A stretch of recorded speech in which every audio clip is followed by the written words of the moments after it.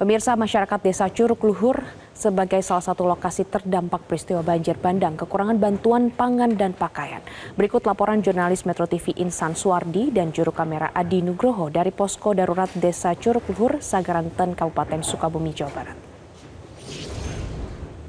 Pasca peristiwa banjir bandang yang viral di media sosial dari kawasan Sagaranten, Kabupaten Sukabumi, Jawa Barat, pemerintah sempat melalui perangkat desa langsung bergerak cepat untuk melakukan penanganan untuk melayani masyarakat terdampak.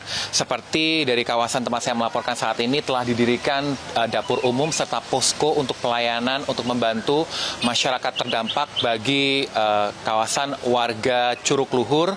Dan untuk membahas bagaimana treatment ataupun penanganan selengkapnya sudah bersama dengan kami Sekretaris Desa Curug Luhur, Bapak Didi Supadi. Pak Didi, izin update Pak untuk data saat ini Pak. Berapa jumlah warga dari Curug Luhur yang terdampak akibat peristiwa banjir bandang lalu Pak? Terima kasih, izin melaporkan update per pagi ini bahwa siang ini berarti ya. Terdampak itu 205 kakak yang tersebar di beberapa titik ya. Total jiwanya itu hampir 750 jiwa itu. Sementara mereka untuk saat ini dari semalam terisolir itu sekitar 18 jam tanpa bantuan karena kondisi di lapangan yang beberapa titik terhalang gitu. 750 jiwa ini apakah ada korban jiwa Pak yang meninggal dunia? Sementara korban jiwa tidak ada, alhamdulillah. Cuman kalau korban harta benda emang cukup parah lah. Di antaranya ada 8 unit mobil yang hanyut gitu.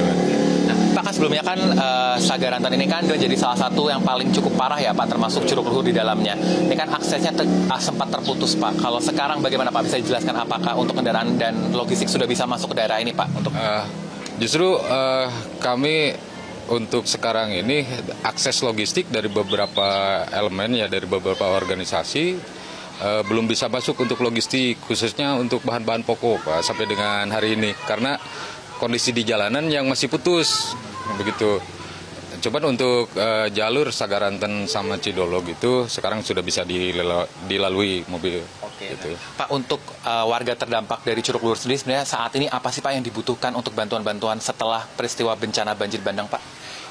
Yang paling mendesak itu sekarang itu adalah makanan siap saji, karena mereka yang terdampak ini tidak bisa memasak Pak. Pertama makanan yang siap saji, kemudian air minum, terus air bersih juga. Dan lagi yang paling mendesak itu pakaian Pak, pakaian yang layak pakai sama selimut itu. Karena mereka dari semalam itu tidur mengungsi secara mandiri. Ada yang di rumah warga, ada yang di masjid, ada yang di tetangga yang kondisinya lebih aman begitu. Pak Didi, lalu mengenai, karena kan kondisi juga diperparah dengan tidak adanya listrik ya Pak, sampai dengan saat ini. Ini bagaimana sih Pak dari perangkat desa memastikan untuk warga ini tetap bisa beraktivitas di tengah keterbatasan Pak? Sementara ini kita mandiri dengan kondisi seadanya Pak. Kita pinjam genset kalau ada yang genset ke berbagai pihak. Kemudian kita koordinasi dengan Porkomimcam dan organisasi-organisasi lainnya. Apalah adanya yang bisa diberdayakan untuk kelancaran di sini gitu aja.